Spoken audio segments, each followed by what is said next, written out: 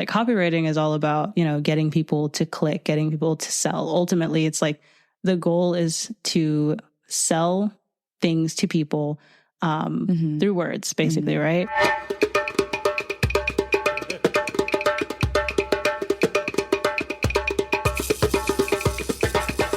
Because, there's the whole thing, build it and they will come. No, they won't. Like you were just saying, right. Especially in this digital age, there is like a million different choices. And, we have, we struggle from analysis paralysis. Assalamu alaikum, everyone, and welcome to Muslimas in Motion Professional Pursuits, where we celebrate the achievements of young Muslim women in tech, entrepreneurship, and beyond. Welcome to today's episode. In this uplifting episode, we sit down with Hedaya, a talented Muslim copywriter and writer who has harnessed the power of words to make a meaningful impact. Hedaya shares her incredible journey from her early love of writing to the challenges she has faced and overcome in her career. We delve into her creative process, the influence of her faith in her work, and the unique perspective she brings to the world of storytelling. Today, we're going to hear Hedaya's insights on writing, creativity, and the transformative power of words. Assalamu alaikum, Hedaya. How are you? Wa alaikum salam. I'm good. How are you? Alhamdulillah, I'm doing good. All right. So thank you so much for taking the time to speak to me today. I know it's kind of hot outside and a lot has been going on, but I'm still very grateful for the opportunity to talk to you today. I'm really looking forward to this conversation. Oh, thank you for inviting me. I'm really, really honored and really excited to get into the meat of it. No worries. I really, seeing you as a professional and seeing your working process really inspired me. So I figured, your story definitely deserves to be shared. I feel anyways. So, let's get started. So first things first, before I get into it, there's always a question I like to start off with, which is if you're on a deserted island and you had to bring 3 things, what are the things you would bring? Oh, Lord. That is a loaded question. I didn't really think about this. Like 3 things only? Yeah, only 3 things. Sorry. So like 3 things, does family count as one thing? Well, I could. Let's think about it like this. You were on a boat and the boat crashed. Oh, okay. And ideally you just had 3 things. I mean, I guess family could count. Well, honestly, definitely my favorite Quran because it is absolutely beautiful. And Mashallah. On a deserted island, I would definitely need Quran. Love that. My phone for many reasons, but mainly because like I can, communicate with people on the outside, call for help. I don't know what the 3rd thing would be. SubhanAllah. I don't know. Well, what if your phone didn't have signal? Well, my phone didn't have signal. At least it would still have the compass.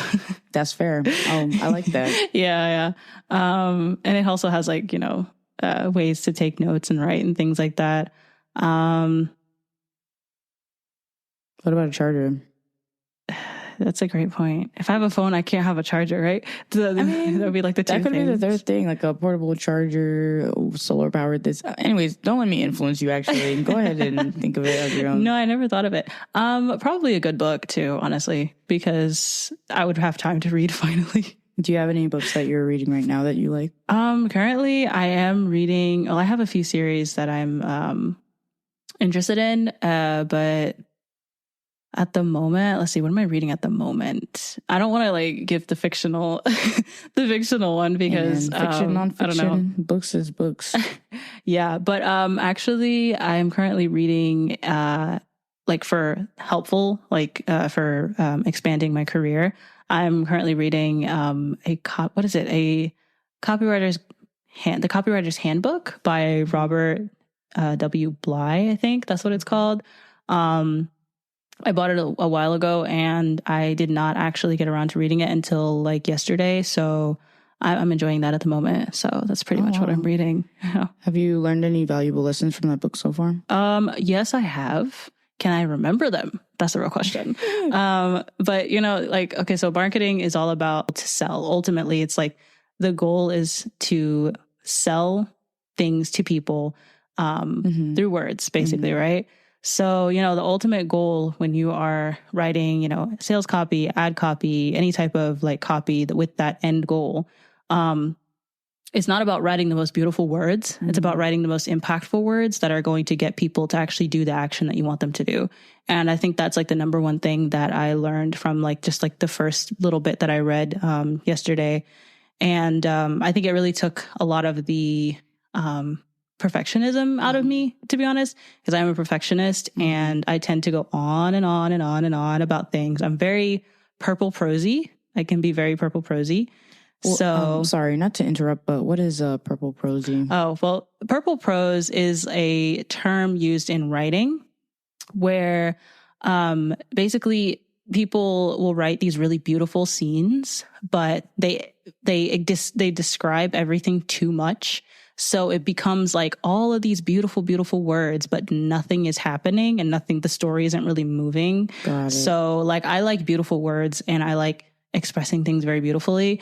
So my copy, if I'm not careful, when I'm writing like ads and emails and things like that, I can get really creative, which is not always a bad thing, but sometimes it's like, all right, Hedaya, do we really need like that many? Just like, we don't need a whole life story to make somebody buy something. So like, you know, just keep it like short, concise, simple, to the point. That makes sense. Okay, cool. Well, thank you for that insight. Yeah, that's definitely an interesting perspective, because you're right. I mean, you could write the most beautiful book in the world, but if nobody remembers it, then like, really, it's like what is it? I mean, I guess in a whole, you know, if we really want to get into that conversation, I guess it does matter, because it's like, yeah, you wrote what you wanted to write or whatever. But if your job is to write copy for a business or, you know, write something like marketing copy or whatever, I think the important thing is making sure people buy the thing that you're selling, right? So yeah, that does make a lot of sense. Not all writing is, you know, I don't want to say not all writing is equal, but more so not all writing is the same, right? It's the purpose behind it. Right. When you're writing a book versus like novels versus short stories versus novellas versus poetry versus sales copy, the purpose is all different. So that's what guides the way that you write. Like when you're trying to write for results, it doesn't have to be pretty writing. It has to be impactful writing. When you're writing for, you know, like a book and you know, a novella or a short story, you're writing to tell a story, and, you know, you want to write it in a way that keeps the reader going through the story and excited to see what happens next. So it's a lot different than, you know, they're just different. Like they're two sides of the same coin, really. I like that. Okay, cool. Yeah. So with that, let's get started let's start with why writing? Why copy? You know, what happened? Like, what brought you to that journey? Because I'm going to be honest, I kind of didn't realize what copywriting was up until like a couple of years ago.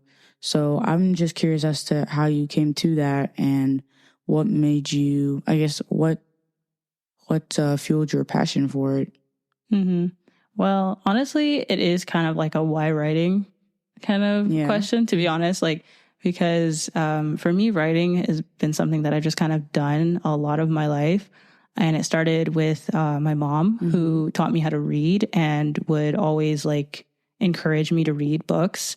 And when I was a young teenager, she actually used to buy me Nancy Drew books. And shout out to Nancy. Right. Shout out to Nancy. I used to read her books. Like my dad, he would always go to the library like every week or every week, every other day, to be honest. Wow. And then like bring me like a stack of books. And then like whenever I finish those, we would just kind of rotate.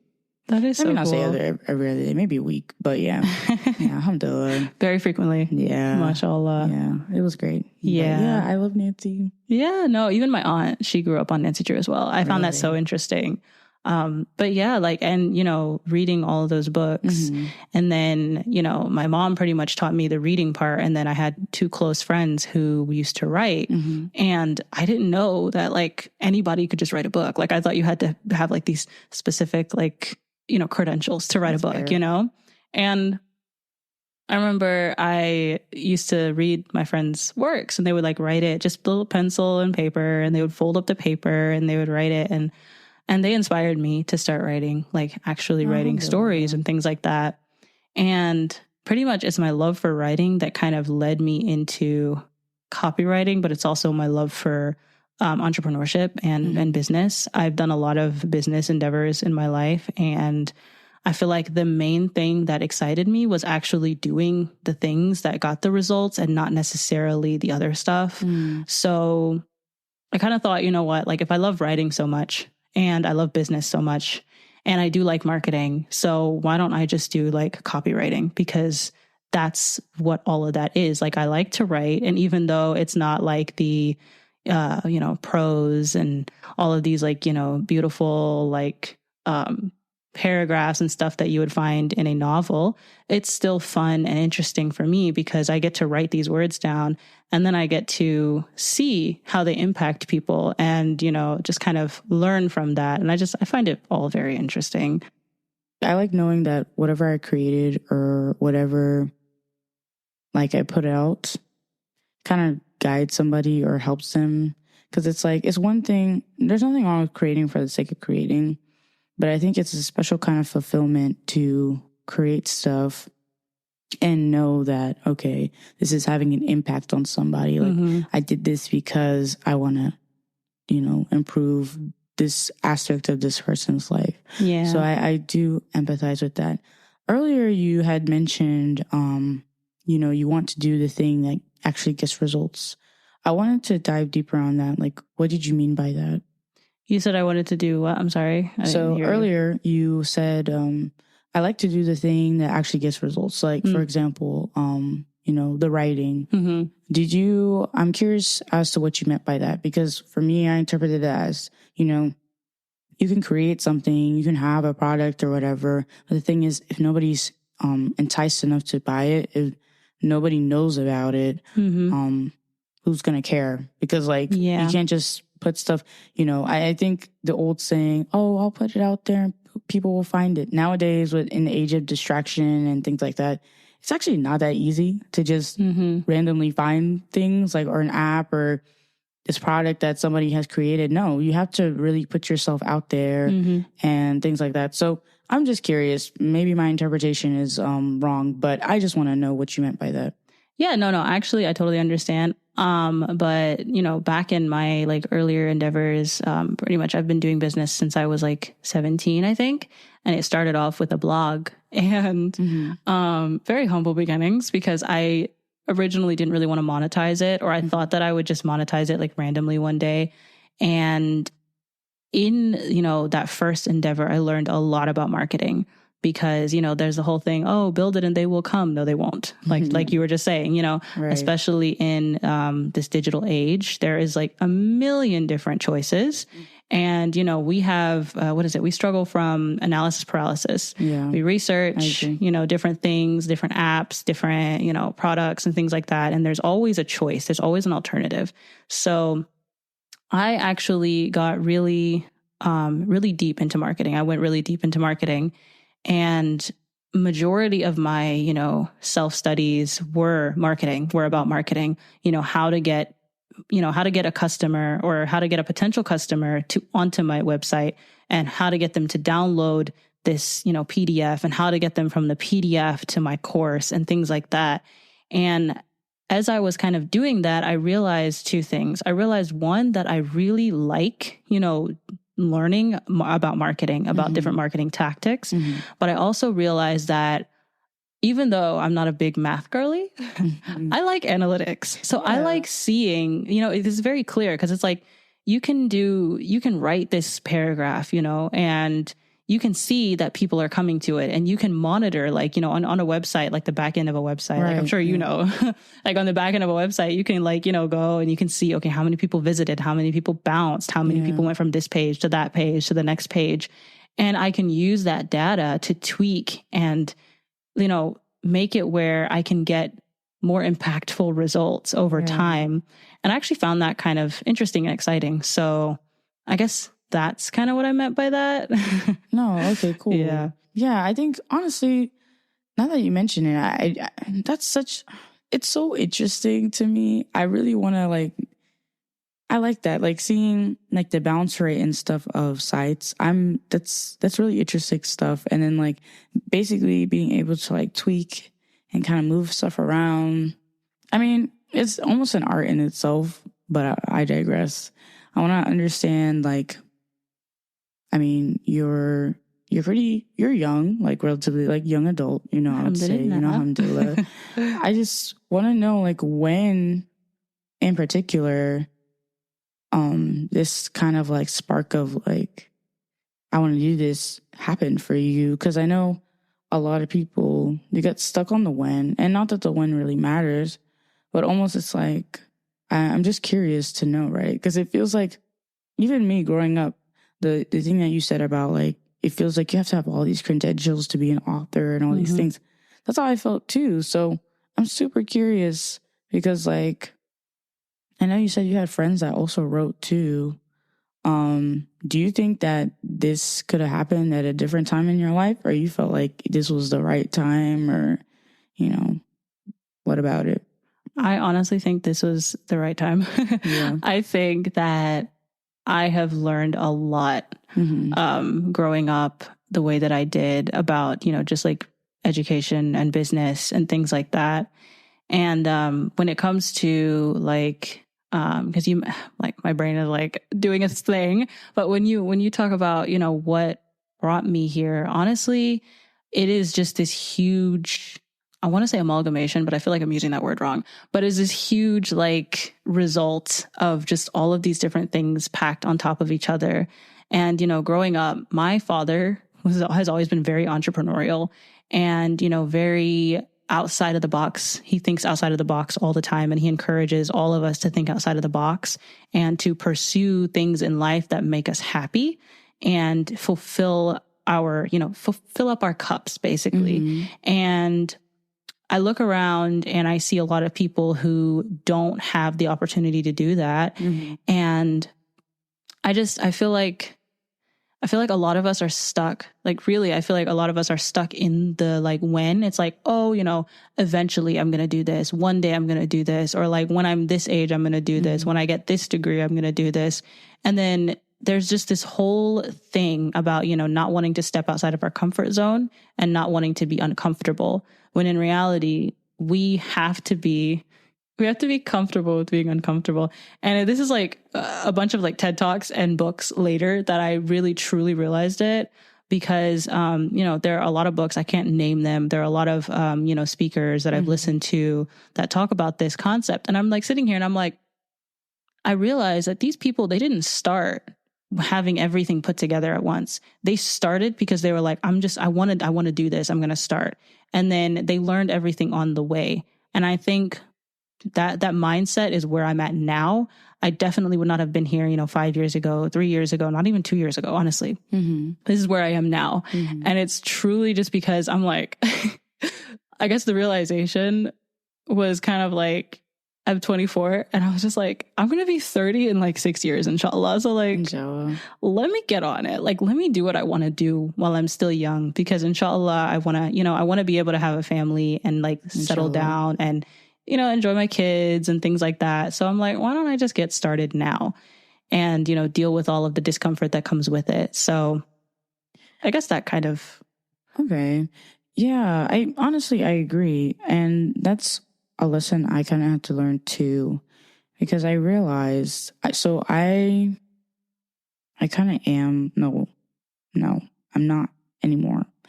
But like, I used to be the kind of person where everything had to, before I pursue a project or anything, I had to have all my ducks in a row. I had to make sure I knew every inch about the subject, just anything before I began. And if I was just missing one component, I'd be like, you know what?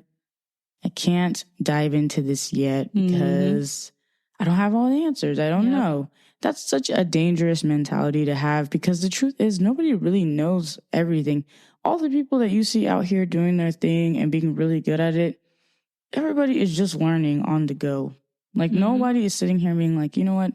I learned everything there is to know about systems programming. So now I'm going to go off and create my own software or whatever. And be successful. Right. Like that literally just makes no sense. Yeah. And I think part of it is like fear. The truth is that's all it really is. Like, you're sitting there, you're under the guise of, oh, I just want to be prepared, or speaking for myself anyways, but really you're just scared. Yeah. You're just scared of failure. And I had to learn that failure isn't like the end, but it's just a part of the process. And once you become really comfortable with that, you're not as hesitant to just dive in, right? Because then the expectation is failure. There's some things you're not going to be very good at. There's some things you will mess up at. There's some things that, are not going to go your way 100% of the time, but it's not supposed to. Because if it did, then none of us would actually be improving. We'd just all be sitting there like a bunch of... We'd all be rich. Let's just be honest. Yeah, exactly. We'd all be at the top. It wouldn't be as fulfilling, I think. Yeah. And, so I really admire that. Like, I think a lot of us, especially as sisters, have to realize that it's okay to do things and to be bad at them at first, because that's part of it, whether you're learning a new skill or a new language, or you're just learning in general. Nobody is good at anything at the beginning. For a lot of us whose hobbies have been since we were young, we don't realize that we were kind of bad at things at first because we were young, and most of our memories anyway, is not that good. Non-existent. Right. So we forget. Like, I remember, so for example, right, I love to cook and people enjoy eating my cooking, alhamdulillah, mashallah. Mashallah. I remember when I was younger, I was trying to do something for my parents, like to be nice. So I said, you know what, I'm going to make them salad. Like, there's a specific African salad that like we have, and I really enjoy it. And I don't know, my mom would always make it look so easy, right? So I got the vinegar and the kumaji. Kumaji is like a bouillon cube. It's like Maggi cube. Oh, okay. I got that. I got this thing. I just thought it was just kumaji and vinegar, first of all. So then I put that together. I tasted it. It did not taste good. Got the salad, washed it, cut it. I was like, okay, we're cooking. We're cooking with gas, no pun intended. Then came the egg part. So in the salad, there's like boiled eggs, which I love. I love boiled eggs and salad. Yeah, it's really good. Here's the thing, though. Didn't really realize that they were boiled when I was younger. Oh. Just thought it was the egg. And I guess in my head, I was like, you know what? Maybe if I just will it, it'll be like the way it is. It'll be boiled. I don't know what my expectation was, but to make a long story short, I cracked the egg open and it was raw and it went on the floor and I had to clean it up. But alhamdulillah, right? All right. I tried, and that's really what matters. But anyways, the point of the story is, I mean, yeah, I was younger, but the whole point is I wasn't very good at it, right? But it just took years and years and years of doing the same thing or trying different things and being bad at something to be good at it and to enjoy it and to love it. So that's just all to say that, like, I agree with your point. Like, we just have to be comfortable with the discomfort. Yeah. I cannot tell you how many times I have failed in the past month alone. Literally. Like, the amount of little failures, it is hilarious at this point. People don't even realize that the most successful people are just the people who are comfortable with just failing. Just winging it, Yeah, and just not being the best at, the absolute best. And you look so good doing something all the time. Like, you just have to accept that if you really want to be successful, at some point you're just gonna have to be bad and you're gonna make mistakes, and that's just part of it. Exactly. And I think a big part of it definitely comes from our need to look like prim and proper and polished all the time. Yeah, I agree. And forgetting that the focus is not on me. Like, the focus is not on me as a copywriter. The focus is on my clients. Yeah. What can I do for them? If I am doing my absolute best to give them the results that they want, that's what matters. Everything else can kind of fall to the wayside, and everything else will kind of come together as I need it.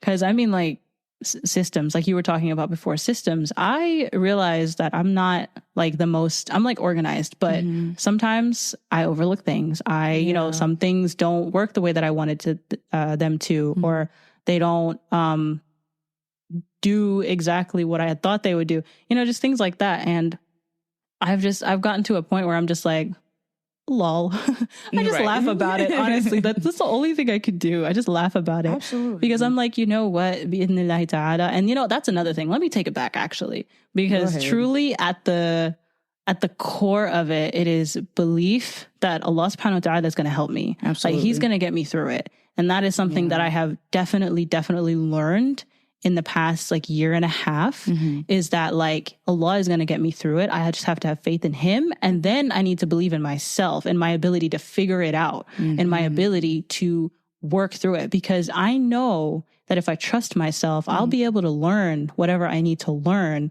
I'll be able to, you know, pick up whatever skill I need to pick up along the way. But the cool thing is, when you kind of jump in, like obviously you don't want to jump in completely blind. You know, you want to know a little bit of what you're doing. Right.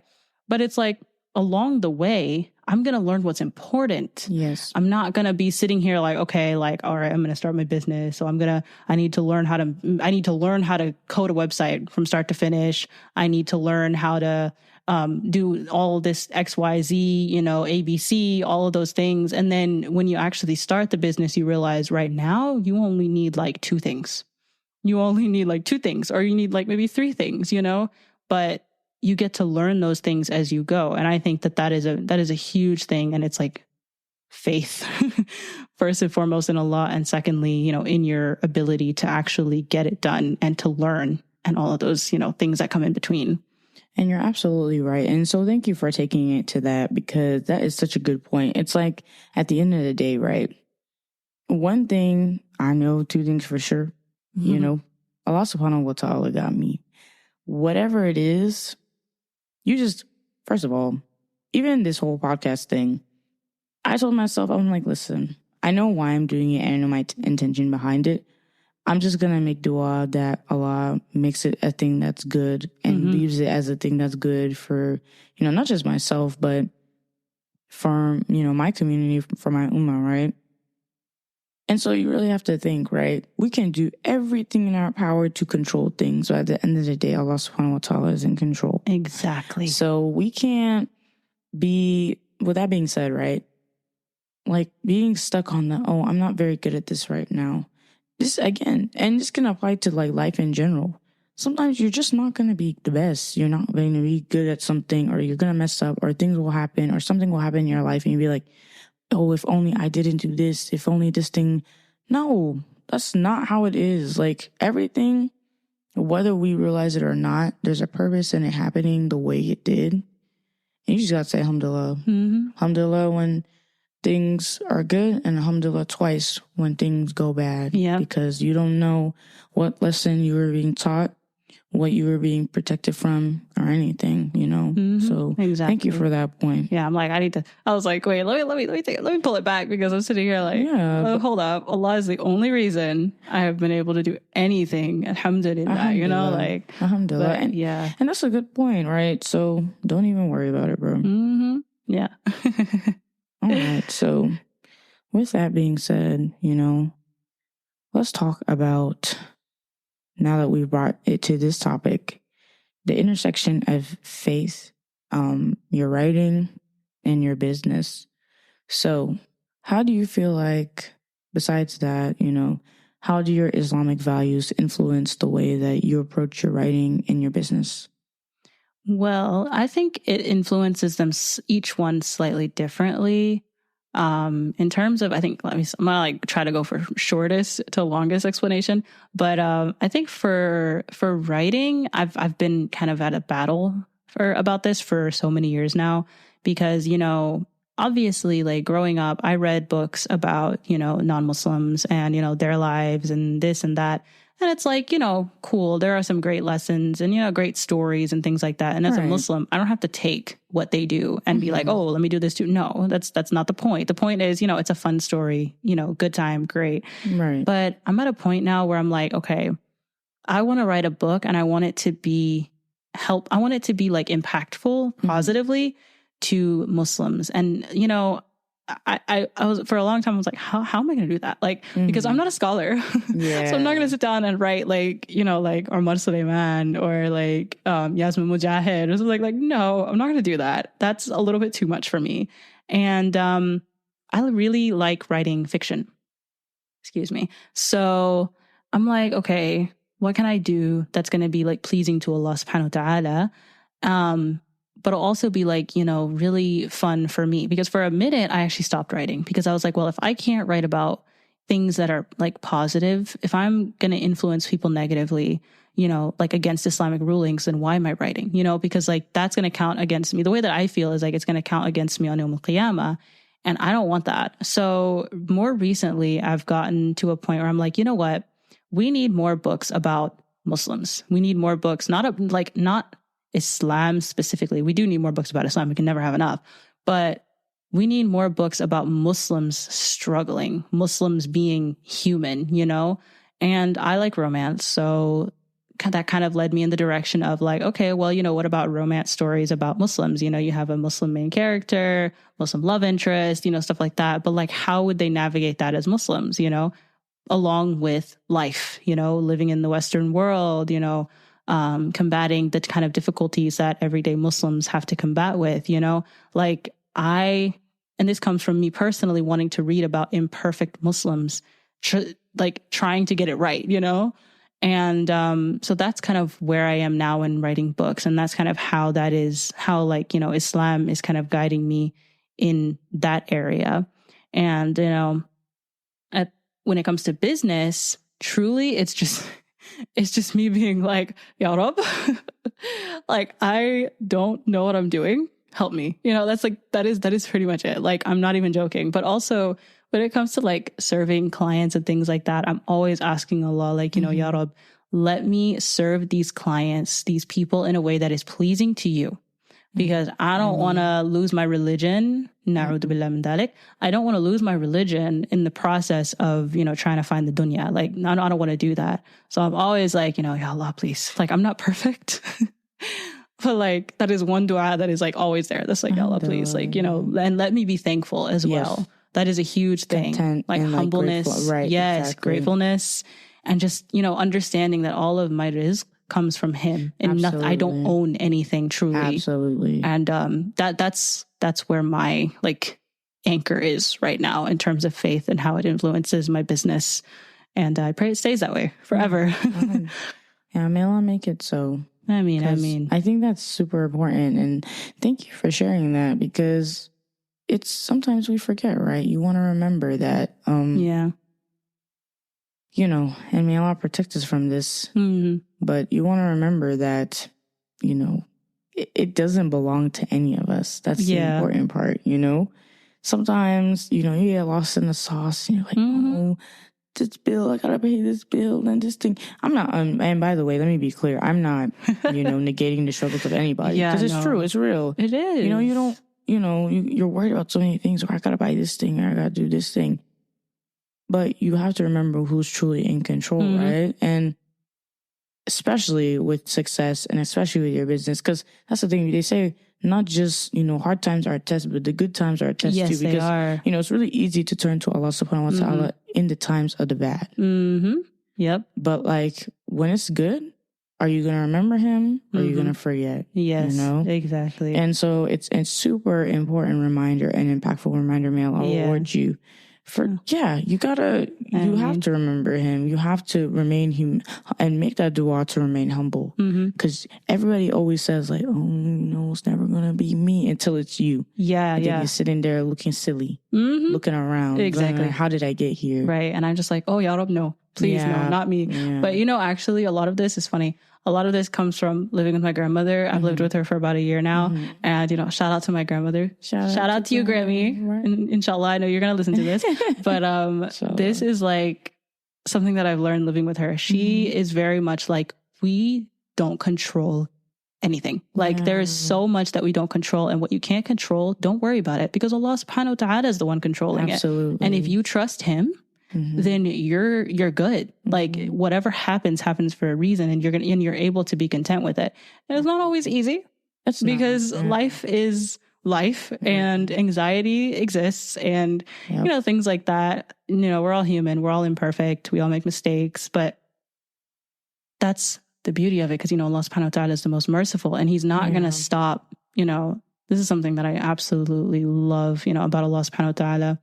And it's that he's not going to stop giving you blessings just because you make one mistake or because you have one bad thought or because, you slip up just once. Like, he is going to still keep providing for you. I mean, he is going to keep, bi'idhnillahi ta'ala, he's going to keep guiding you, as long as it's something that you're working towards, Because he loves us so much. Yeah. And it's just like, it brings tears to my eyes, like, subhanAllah. This is like caveat, but like something else that I've been learning, like over the past, I think like 5 or so years, few years, is like how to truly love Allah, because it's like, I think a lot of us are raised on like, oh, fear Allah, like if you don't pray, you're going to Jahannam, like if you don't do this, and it's like, okay, cool. We need to fear his punishment, right? Like, obviously, Allah subhanahu wa ta'ala tells us in the Quran, what happens when you disobey him. And, may Allah protect us all. Ameen. Give us all Jannatul Firdaus. Ameen. But I think sometimes we forget that we're supposed to also love Allah subhanahu wa ta'ala. We're supposed to look for his mercy and for his, for his mercy and just for all of the goodness that he can give us. It's like a balance. And that is something that I have come to like really, truly grasp. I mean, I wish I'm still like imperfect, obviously, but it's like, it is something that I have been learning recently, like in the past few years, just, how beautiful Allah subhanahu wa ta'ala is and how merciful he is. And just, there's just so much, like, it's just so much, subhanAllah. But yeah, a little caveat, but felt like saying that. No, but as you should. I think it's important to remember that because like you said, right? We're all raised on fear, don't do this or else, do this or else. But like, we think we're reminded of the fear, but not enough of the love, because I think people forget, like it said that like Allah subhanahu wa ta'ala, he loves us more than our mothers. And do we know how much our mothers went through? Just like to just, not even just to birth us, but to carry us and then raise us. And then no matter what we do and no matter how annoying we can get, they are still there for us. I mean, subhanAllah. Yeah, subhanAllah. And then imagine a being, an entity that loves us like more than 10 times that, like infinitely more than that. Yeah. It's hard to grasp. Yeah. And when, may Allah grant us all, like, those of us who are seeking that, like, righteous, children and spouses and things.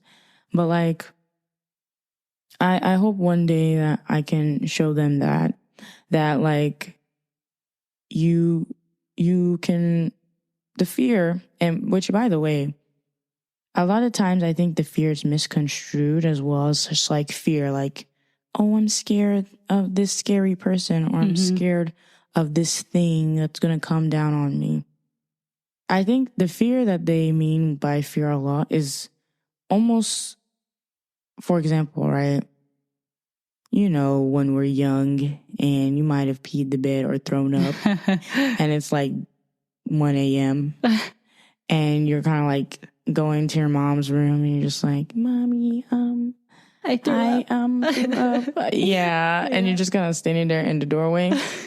You're not fearing your mom like she's going to kick you out of the street and you're going to sit there forever. It's more like you're so afraid and sad that you're letting her down and disappointing you, or disappointing her, that you don't want to say it. You're saying that more in terms of like, I'm disappointed in myself that I displeased this thing that I love and this person that I love. That's the type of fear I think is more akin to when they mean fear Allah. Not so much the like be scared else, be scared, be shivering. Because as a child, I wasn't taught that. Because I would be confused. I'd be like, okay, why are we fearing Allah if He's protecting us? Like, what does that mean? No, actually, like He provides for us. Exactly, He does so much for us. Why am I fearing Him? But the older I got, and the more I realized, and the more I learned, right, like you said, about our beautiful Deen and getting closer to Him and stuff, I was like, wait a minute. this is not the same view. We are talking about two different types of view. Yeah. And I think people need to do a better job of explaining that. But, you know. Yeah, no. But thank you for that point. I agree. I think it's also like, it's kind of like, it's like respect. Yes. That's a huge part of it. You have to respect Allah subhanahu wa ta'ala. Yeah. Because absolutely. if you don't respect him, if you don't respect his word, his promise, absolutely. You don't respect his, you know, his punishment. You don't respect his Jannah. You don't respect his creations. That's going to be a problem. Because it's like, you know, Allah subhanahu wa ta'ala, you know, I actually saw, I think it was, I don't remember, it was like a video or something on Instagram a little while ago. And it was like, someone was basically saying like, within the Quran, there's not nearly as much mention of punishment as there is of, it's rules and regulations. I think maybe I'm wrong about that. But no worries. Ultimately, like, you know, there is punishment. Like Allah subhanahu wa ta'ala mentions his punishment and he doesn't hold back. You know, he tells us like, this is what's going to happen to you. Like if you know, don't do this type of thing. But he also tells you a lot of times in the same ayah or in the following ayah that, you know, those who repent, those who fear Allah, those who worship, those who seek his mercy, those are the ones who are successful. Absolutely. Because ultimately, I mean, none of us are going to get to Jannah from our own deeds, not even Prophet Sallallahu Alaihi Wasallam. Like we're going to get there from, you know, through his mercy, bi'ithnillahi ta'ala. Ameen. So it's like, I don't know. I feel like I lost kind of like where I was going with this, but like, you know, pulling back to respect. No. Like you have to respect Allah. I see what you mean. Yeah, because at the end of the day, that implies that you actually care, you know, because obviously those who are arrogant, those who really don't care, and those who are like, you know, whatever, man, none of this matters anyways. Yeah, you're probably, I mean, Allah protects us all. Allah knows best, you know. You know, Allah knows best too, right? I'm not saying you're going to be there tomorrow, but I am saying the likelihood is greater. Does that make sense? Yeah. But like those who actually have remorse and like you said, that respect, because anybody you respect, you're not going to want to hurt them, right? Yeah, and you truly understand that what they're doing for you is because they love you. Yeah, it's out of like love. Allah subhanahu wa ta'ala wants Jannah for us, right? Absolutely. So it's like, like I'm like you're fine. Like Allah subhanahu wa ta'ala wants Jannah for us, right? So it's like, you know, when you think like, okay, like, you know, oh, I made this mistake, it's like you fear disappointing Allah subhanahu wa ta'ala because you love him so much and you respect him so much, but you also like you have this like feeling that you're just like, no, I need to do better, you know. I need to do better for the sake of Allah, and then, you know, for the sake of my akhirah, you know, like stuff like that. So yeah, I think it also really comes down to respect, like that, you know, fear aspect comes down to also respect. You are correct. All right. Alhamdulillah. So real quick, what would you say to somebody who, okay, they're like, okay, yeah, I want to be a writer. I want to start, well, copy or not copy. What's some advice you would give to somebody? Like, let's say I wanted to start writing. I'm like, okay, like I see all these people writing, I see copywriters. I'm like, okay, this is something I want to start doing. What's the first step? Like, what would you recommend? Like reading? Because I feel like, you know, isn't it there's a lot of people, like, right? The best writers. Yeah, the best writers. The best readers. Yeah, exactly. Actually, fun fact, I don't know, I've never read the books, but there was a podcast I listened to ages ago, and someone mentioned that there was this author who he doesn't read very much, but he writes, and apparently, I guess he writes good books, you know, because he has a following and things like that. So I don't think you have to be a super avid reader to be a good writer.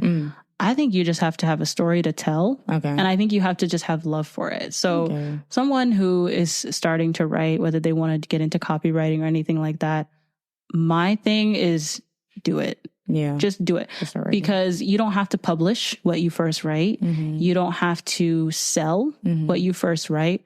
You know, write for yourself first and, you know, have fun with it and play with things. And then also, of course, read your favorite books and, you know, copy. Take from them. Yeah, take from them. And you know what? Like, actually, there's this exercise that I found very interesting. I never did it, and I should, because it's like really nice. But it's like, there's a writing exercise where it's like, if you find like a paragraph that you really love, right?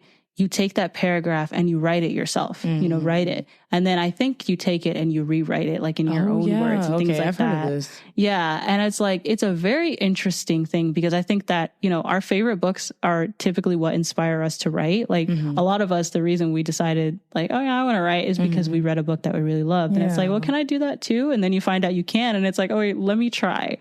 But yeah, my advice is do it. And then the second piece of advice to that is, writing is not easy. Yeah. I wish it was so much easier than it is, but writing is not easy because you are, and this is not to scare away people. So like, if you're running away from the podcast now, please don't. Dear listener, please don't.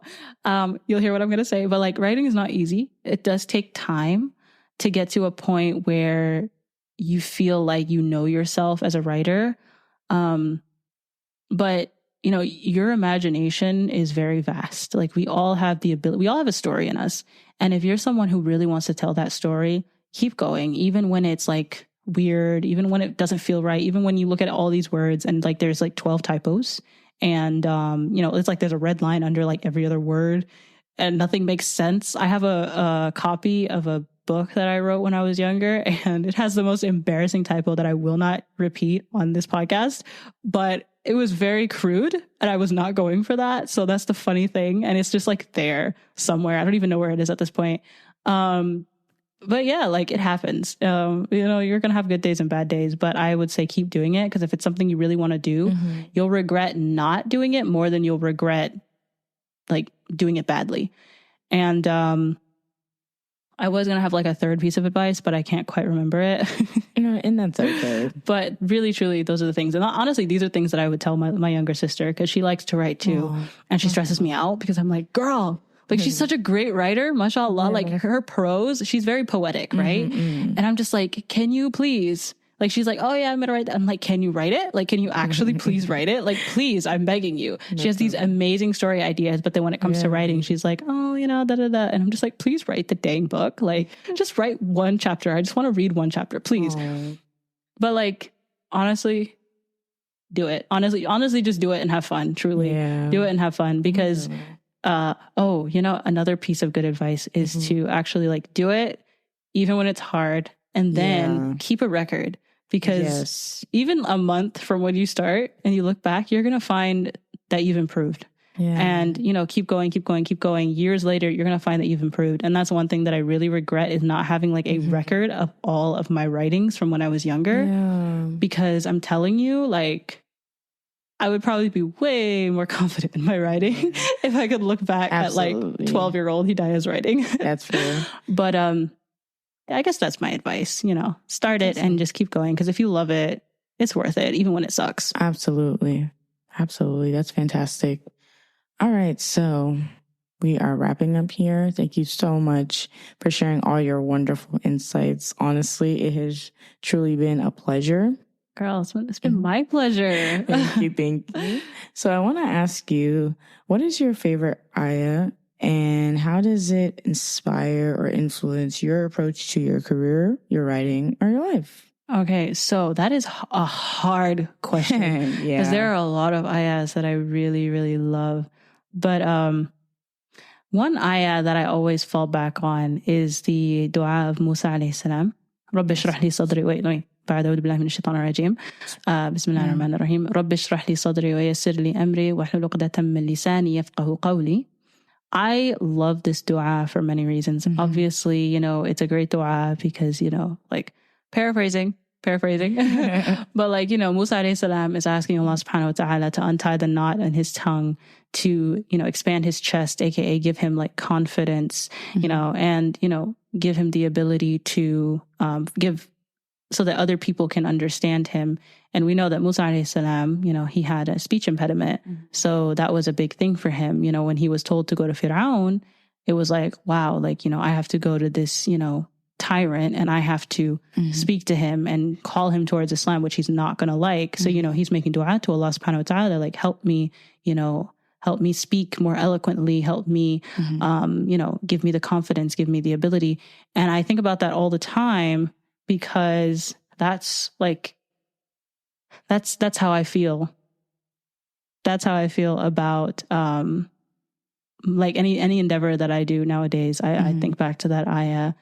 And, it's so funny because I know as soon as we end this podcast, I'm going to be like, oh, I should have chose another one because there's so many. That's a really good one, mashallah. Yeah, but that's like one of my favorites. Awesome. Yeah. Thank you so much. So how can we find you, or how can we find you? How can you find me? That's a great question. I might be hiding under somebody's bed. No. How could you find me? Well, you can find me on my website, which by the time this is up, hopefully I'll have something. Inshallah. No, but yeah. So you can find me at DayaPeteCopy.com. That would be DayaPete.com. Sorry, copy.com. Love that. My bad. It's been a minute since I've podcasted. Don't worry. And we'll put the link in the description. Okay, perfect. And you can also find me for book related things. I am toying around with an idea of like doing like a publishing experiment. So if you want to find me for books and for reading, then you can find me at DayaPeteBooks.com. Love that. And you can join my newsletter and just kind of get the behind the scenes of whatever is going on writing wise, inshallah. And you can find me on Instagram at Daya's Creative Corner. So that's, DAYAS Creative Corner. And that's pretty much about it. Yeah. All right. Love that. All right. Well, thank you so much. It has truly been an honor. I feel so honored to be a part of this. Thank you so much for having me. Assalamu alaikum wa rahmatullahi wa barakatuh. Wa alaikum assalam wa rahmatullahi wa barakatuh.